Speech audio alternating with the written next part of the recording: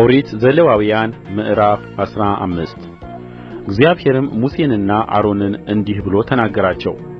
ለእስራኤል ልጆች እንዲህ ብላችሁ ንገሩአቸው፣ ማንም ሰው ከሥጋው ፈሳሽ ነገር ቢወጣ ስለሚፈስሰውም ነገር ርኩስ ነው። ስለሚፈስሰው ነገር ርኩስነቱ ይህ ነው: ፈሳሹ ነገር ከሥጋው ቢፈስስ ወይም ከመፍሰሱ ቢቆም ርኩስ መሆኑ ነው። ፈሳሹ ነገር ያለበት ሰው የሚተኛበት መኝታ ሁሉ ርኩስ ነው፣ የሚቀመጥበትም ነገር ሁሉ ርኩስ ነው። መኝታውንም የሚነካ ሁሉ ልብሱን ይጠብ፣ በውኃም ይታጠብ፣ እስከ ማታም ድረስ ርኩስ ነው። ፈሳሽ ነገር ያለበት ሰው በተቀመጠበት ነገር ላይ የሚቀመጥበት ሰው ልብሱን ይጠብ፣ በውኃም ይታጠብ፣ እስከ ማታም ድረስ ርኩስ ነው።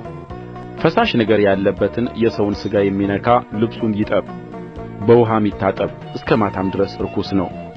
ፈሳሽ ነገር ያለበት ሰው በንጹሕ ሰው ላይ ቢተፋ ልብሱን ይጠብ፣ በውኃም ይታጠብ፣ እስከ ማታም ድረስ ርኩስ ነው። ፈሳሽ ነገር ያለበት ሰው የተቀመጠበት ኮርቻ ሁሉ ርኩስ ነው። ከበታቹም ያለውን ነገር የሚነካ ሁሉ እስከ ማታ ድረስ ርኩስ ነው። እነዚህንም ነገሮች የሚያነሣ ልብሱንም ይጠብ፣ በውኃም ይታጠብ፣ እስከ ማታም ድረስ ርኩስ ነው። ፈሳሽ ነገር ያለበት ሰው እጁን በውኃ ሳይታጠብ የሚነካው ሁሉ ልብሱን ይጠብ፣ በውኃም ይታጠብ፣ እስከ ማታም ርኩስ ነው።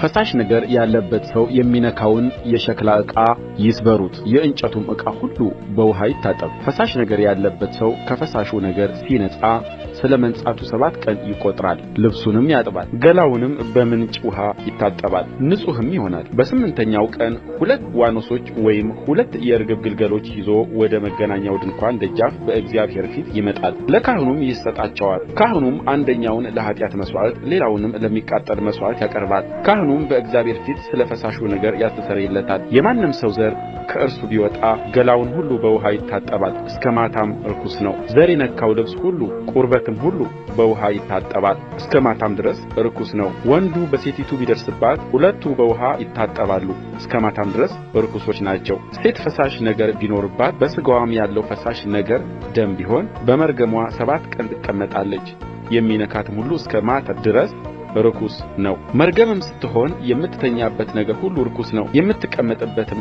ነገር ሁሉ ርኩስ ነው። መኝታዋንም የሚነካ ሁሉ ልብሱን ያጥባል፣ በውኃም ይታጠባል፣ እስከ ማታም ድረስ ርኩስ ነው። የምትቀመጥበትንም ነገር ሁሉ የሚነካ ሁሉ ልብሱን ያጥባል፣ በውኃም ይታጠባል፣ እስከ ማታም ርኩስ ነው። በመኝታዋም ላይ ወይም በምትቀመጥበት ነገር ላይ ቢሆን ሲነካው እስከ ማታ ድረስ ርኩስ ነው። ማንም ከእርሷ ጋር ቢተኛ መርገሟም ቢነካው 7 ቀን ርኩስ ነው፣ የሚተኛበትም መኝታ ሁሉ ርኩስ ነው። ሴትም ከመርገም ቀን ሌላ ደሟ ብዙ ቀን ቢፈስስ ወይም ደሟ ከመርገሟ ወራት የሚበልጥ ቢፈስስ በመርገሟ ወራት እንደሆነች እንዲሁ በፈሳሿ ርኩስነት ወራት ትሆናለች፣ ርኩስ ናት። ደምዋም በሚፈስባት ወራት ሁሉ የምትተኛበት መኝታ ሁሉ በመርገሟ ጊዜ እንደ ነበረው መኝታ ያለ ይሆንባታል። የምትቀመጥበት ነገር ሁሉ እንደ መርገሟ ርኩስነት ርኩስ ነው። እነዚህንም ነገሮች የሚነካ ሁሉ ርኩስ ነው።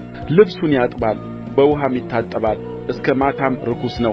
ከፈሳሿም ብትነጻ 7 ቀን ትቈጥራለች፣ ከዚያም በኋላ ንጹሕ ትሆናለች።